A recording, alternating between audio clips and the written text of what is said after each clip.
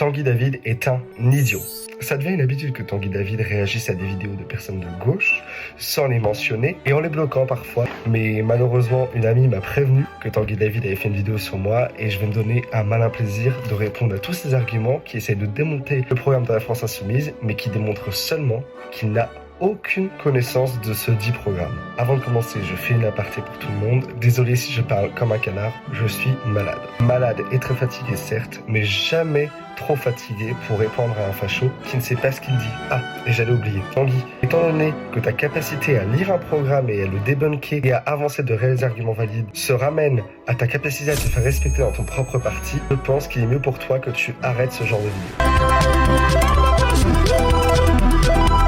Ce que vous venez d'entendre est faux, et voici pourquoi. Déjà, ça part bien, notre cher ami vient de confondre deux verbes du troisième groupe. Je rappelle qu'on apprend ça approximativement au CE1. Que Mélenchon augmentera le SMIC, donc tout le monde vivra mieux, c'est de la propagande. Le programme de la gauche prévoit bien un SMIC à 1600 € net, mais une hausse brutale du SMIC n'est pas une baguette magique.